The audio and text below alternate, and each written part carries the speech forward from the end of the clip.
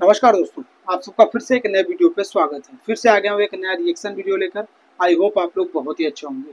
दोस्तों, जिस तरीके से पाकिस्तान के आतंकवादियों ने हमारे भारत के नागरिकों के ऊपर हमला किया था, तो उसका जवाब हमारे भारत ने ऐसा दिया है कि आइंदा अब कभी भी पाकिस्तान ऐसी जरूरत नहीं करेगा।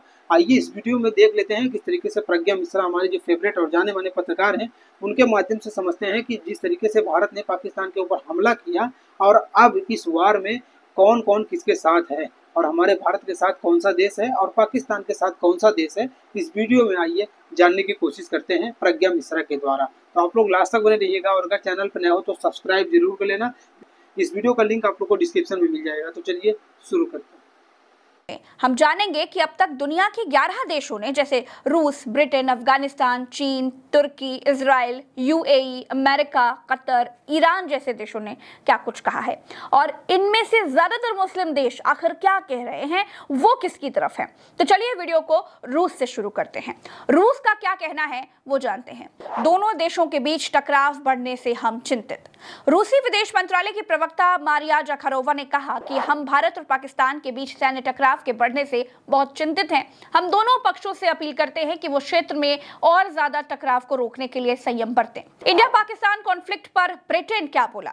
नागरिकों की सुरक्षा को लेकर चिंतित। ब्रिटेन के प्रधानमंत्री कीर स्टारमर ने कहा कि भारत और पाकिस्तान के बीच बढ़ता तनाव ब्रिटेन में कई लोगों के लिए गंभीर चिंता का विषय बना हुआ है। हम दोनों देशों और अंतर्राष्ट्रीय साझेदारों के साथ बातचीत कर रहे हैं।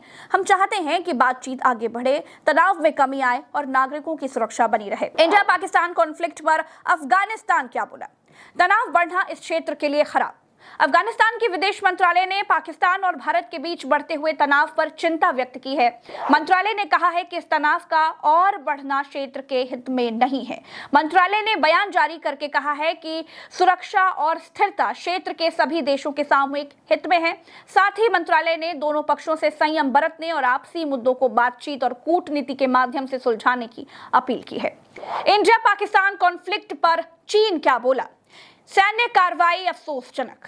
चीन विदेश मंत्रालय के प्रवक्ता ने पाकिस्तान पर भारत की एयर स्ट्राइक पर चिंता जताई और कहा कि भारत की सैन्य कार्रवाई दुर्भाग्यपूर्ण है। हम मौजूदा हालात को लेकर चिंतित हैं।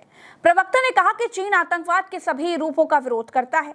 हम दोनों पक्षों से अपील करते हैं कि वे शांति और स्थिरता को प्राथमिकता दें, संयम बरतें और ऐसे कदम ना उठाएं जो हालात को और जटिल बना दें।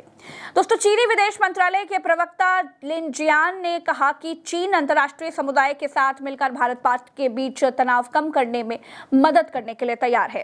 इंडिया पाकिस्तान कॉन्फ्लिक्ट पर तुर्की क्या बोला? तुर्की के राजदूत ने पाकिस्तान के विदेश मंत्री इशाक डार से मुलाकात कर पाकिस्तान के साथ एकजुटता दोहराई। तुर्की के राजदूत ने इसे पाकिस्तान की संप्रभुता का उल्लंघन माना और वहां मारे गए लोगों की मौत पर शोक जताया। तुर्की ने कहा कि कश्मीर मुद्दे को संयुक्त राष्ट्र के प्रस्तावों और कश्मीरी लोगों की आकांक्षाओं के आधार पर हल किया जाना चाहिए। वहीं तुर्की के विदेश मंत्री हकान फिदान ने भी पाकिस्तान के उप प्रधानमंत्री मोहम्मद इशाक डार को फोन कर एकजुटता जाहिर की, यानी कि अब तक तुर्की ने पाकिस्तान की तरफदारी की है। इंडिया पाकिस्तान कॉन्फ्लिक्ट पर इजराइल क्या बोला? भारत को आत्मरक्षा का अधिकार। इजराइल भारत के पक्ष में खुलकर खड़ा हुआ। भारत में इजराइल के राजदूत रुवैन अजार ने ऑपरेशन सिंदूर के बाद भारत का समर्थन किया है। उन्होंने कहा, इजराइल भारत के आत्मरक्षा के अधिकार का पूरी तरह समर्थन करता है। आतंकियों को यह जान लेना चाहिए कि मासूमों के खिलाफ उनके घिनौने अपराधों से उन्हें छिपने की कोई जगह नहीं मिलेगी। इंडिया पाकिस्तान कॉन्फ्लिक्ट पर यूएई क्या बोला? दोनों देशों से संयम बरतने की अपील। यूएई ने भारत और पाकिस्तान से कहा कि ऐसे हालात पैदा ना करें जो क्षेत्रीय और अंतर्राष्ट्रीय शांति के लिए खतरा बने। यूएई के उप प्रधानमंत्री और विदेश मामलों के मंत्री शेख अब्दुल्ला बिन जायद अल नहयान ने भारत और पाकिस्तान से संयम बरतने और तनाव कम करने की अपील की और उन्होंने कहा कि डिप्लोमेसी और बातचीत के जरिए ही विवाद को शांतिपूर्ण ढंग से हल करना सबसे बेहतर रास्ता होगा। इंडिया पाकिस्तान कॉन्फ्लिक्ट पर अमेरिका क्या बोला? स्थिति पर नजर बनाए हुए हैं। अमेरिकी विदेश मंत्री मार्को रूबियो ने कहा कि वो भारत और पाकिस्तान के बीच स्थिति पर नजर बनाए हुए हैं। रूबियो ने कहा कि शांतिपूर्ण समाधान के लिए भारत और पाकिस्तान के साथ बातचीत जारी रहेगी। इससे पहले अमेरिकी राष्ट्रपति डोनाल्ड ट्रंप ने इस घटना को शर्मनाक बताया था। उन्होंने कहा था कि मुझे लगता है कि लोगों को पता था कि कुछ होने वाला है।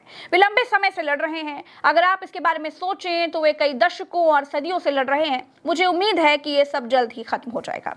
इंडिया पाकिस्तान कॉन्फ्लिक्ट पर कतर क्या बोला? भारत पाकिस्तान तनाव को कम करे। कतर ने ऑपरेशन सिंदूर पर एक संतुलित और कूटनीतिक रुख अपनाया। कतर ने भारत पाकिस्तान के बीच तनाव पर चिंता जताते हुए कहा है कि मामले को डिप्लोमेटिक तरीके से हल किया जाए। कतर के अमीर शेख तमीम बिन हमद अल थानी ने भारतीय पीएम मोदी से बात भी की और आतंकवाद के खिलाफ लड़ाई में भारत को पूरा समर्थन देने की बात भी कही है। यूएन ने क्या अपील की? दोस्तों, यूएन ने वही किया जो वो हर युद्ध के समय करता है, संयम बरतने की अपील। यूएन की सुनते सब है लेकिन करते सब अपनी ही मर्जी की हैं। यूनाइटेड नेशंस के महासचिव एंटोनियो गुटरेस के प्रवक्ता स्टीफन डुजारिक ने कहा कि वो भारत और पाकिस्तान के बीच सैन्य टकराव को लेकर चिंतित हैं। दोनों देशों से अधिकतम सैन्य संयम बरतने की अपील की है। इंडिया पाकिस्तान कॉन्फ्लिक्ट पर ईरान क्या बोला? दोनों देश संयम से काम लें। ईरान ने भारत पाकिस्तान के बीच तनाव को लेकर गहरी चिंता जताई है। ईरान के विदेश मंत्रालय के प्रवक्ता इस्माइल बोकई ने दोनों देशों से संयम बरतने की अपील की। दोस्तों, भारत पाकिस्तान के बीच तनाव की स्थिति में तुर्की एक ऐसा देश है जो पाकिस्तान के साथ सीधे तौर पर खड़ा दिखाई दे रहा है। इजराइल और कतर भारत के साथ सीधे तौर पर खड़े होने की बात कर रहे हैं। बाकी के देश शांति का पाठ पढ़ाते हुए नजर आए। भारत ने पाकिस्तान में छिपे अपने नागरिकों के हत्यारे आतंक लिए ऑपरेशन सिंदूर लॉन्च किया। इस